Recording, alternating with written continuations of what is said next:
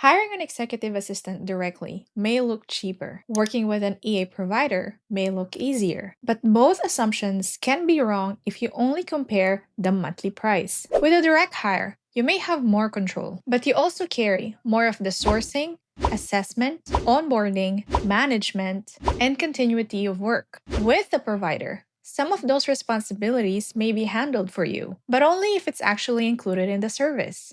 So let's compare both options properly. A direct hire means your company finds, hires, onboards, and manages the EA. A managed service provider may handle the sourcing, assessment, matching, contracting, onboarding, account support, or replacement. The word may matters. Some providers only introduce candidates, others remain involved after the person starts. Before comparing the cost, understand what the services include. The first difference is hiring speed. With the direct hire, your company writes the job description, publishes the job, reviews the application, screen candidates, conducts the interviews, create assessments, negotiate the offers, and prepares the onboarding. That gives you full control. But it also takes time. And if you need help urgently, you may choose the first person who seem acceptable instead of the person who truly fits. A managed service provider may already have a pipeline of assessed and available EAs. That can shorten the search. But speed is only useful when the assessment is strong. Ask how candidates are evaluated, when their availability was last confirmed, how many people you can interview, and what happens if none of the candidates is right. A fast shortlist is not automatically good shortlist. The second difference is control. Direct hiring usually gives you more control over where candidates are found, how they are assessed, what compensation is offered, and how the agreement is structured. With a managed service provider, parts of the process may already be designed. The provider may use its own assessment, matching criteria, service packages, and contracting model. That doesn't mean the executive should have no say. You should still understand why the person was recommended, and you should still approve the final match. The better question is, how much control do you want? And how much hiring expertise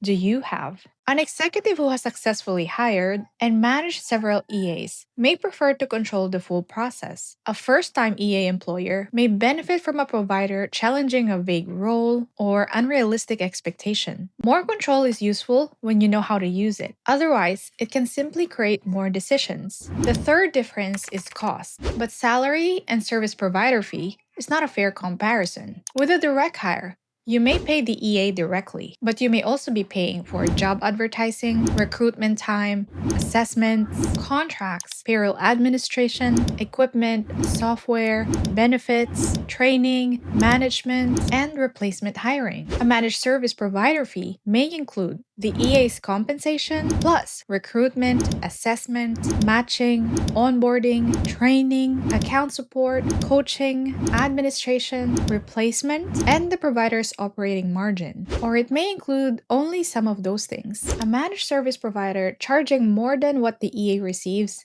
is not automatically unfair. The question is, whether the difference funds a useful service. If the provider disappears after the introduction, the value is limited, and direct hiring is not automatically cheaper if the executive spends weeks recruiting or repeatedly hires the wrong person. Compare the full cost of building and managing the relationship, not only the visible line items. The fourth difference is onboarding. No hiring model removes the executive's responsibility to help the EA understand the business. With a direct hire, your company must create the onboarding process. That includes priorities, access, communication preferences, stakeholders, decision boundaries, recurring work, and first month outcomes. A provider may help structure that process. They may gather preferences, gather the role, prepare the EA, and establish check-ins. But they cannot provide business context that the executive never shares. They cannot build trust on the executive's behalf, and they cannot give the EA authority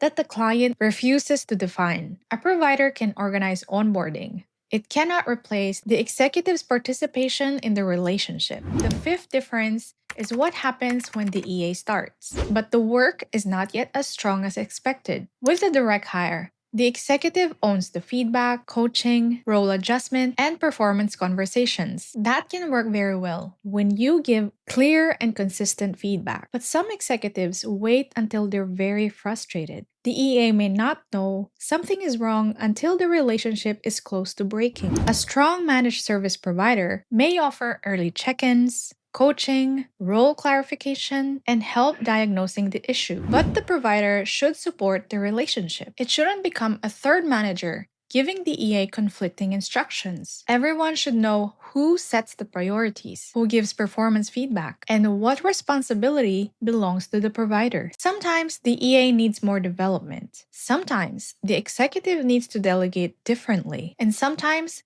the role itself was poorly designed. The sixth difference is continuity. What happens when the EA takes leave, becomes unavailable, resigns, or the relationship no longer works? With a direct hire, your company handles leave coverage, documentation, handover, offboarding, and the replacement search. If no backup exists, the executive may immediately take the work back. A managed service provider may offer leave coordination, temporary support, replacement, or rematching. But don't assume that's automatic. Ask what is included. A replacement guarantee does not mean someone else will take over tomorrow. A new EA still needs context and onboarding. Continuity means protecting the work, information, and important relationships during the transition. It's more than finding another resume. The seventh difference is how much administration remains in your business. With a direct hire, you may handle contract, payroll,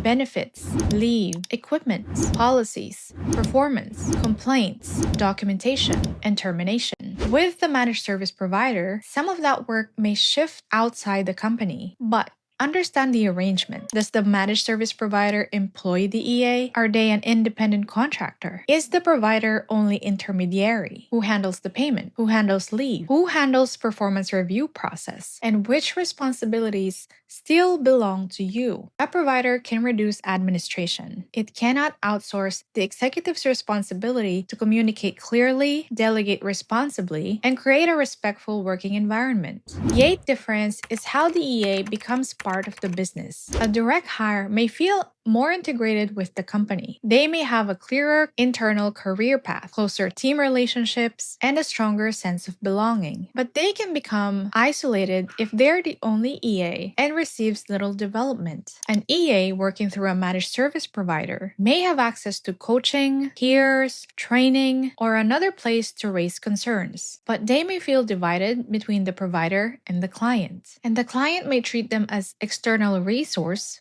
instead of a trusted professional. The structure may be different, but the person still needs context, feedback, respect, development, and a reason to care about the work. Provider-based EAs may not be treated as interchangeable, and direct hire should not be left unsupported simply because they belong to the internal team. Direct hire may be the better option if your company already knows how to recruit and manage the role well. You have a clear job design, a strong assessment process, internal onboarding, someone who can coach and give feedback, and plan for leave and continuity, and the long-term intention to integrate the EA deeply into the company. A small company can direct hire successfully too. The important factor is whether the company is ready to carry the full responsibility. A managed service provider may be a better option when you need support around the relationship. Maybe you have limited recruiting time. You've never hired an EA before. You need help defining the role. You value matching support. You want structured onboarding or coaching, account support, and continuity would reduce risk. But managed service provider is only useful when those services are included. Do not choose one because you want to avoid management responsibility. You as the executive still needs to give context, feedback, make decisions, and build trust. A managed service provider can help carry the operating system around the relationship. It cannot replace the relationship itself. Before choosing a managed service provider, ask, how do you assess judgment, not only tool knowledge? How do you match working styles? Who employs or contracts the EA? What support continues after onboarding? How is feedback handled? What happens during leave? What happens when the match isn't working? Is the replacement or rematching included? How is confidential access managed? And which responsibility still belongs to you? You should be able to explain what the managed service provider does after the EA starts. If you can't, you may be paying for an introduction rather than an ongoing service. To make the decision, compare both models on those 6 areas: your internal hiring ability, your management capacity, the amount of control you want, the support you need, the complete cost, including the internal time, and the long-term plan for the role. Do you want to build the full hiring and management system internally, or do you want a partner to carry specific parts of it? The best model is the one that covers responsibilities your business cannot afford to neglect. Direct hiring gives you more control, but it also gives you more responsibility. A good managed service provider can reduce the hiring and operational load. Neither option removes the need to define the role, share context, give feedback, and build trust with the EA. So don't choose only based on the lowest visible price. Choose based on which responsibilities your company can manage well internally and which ones you need a partner to carry. If you're hiring an EA today, which part would you want the most help with? Finding candidates, assessing, onboarding, training, performance review, or continuity? Share answers in the comments. I'll see you in the next one.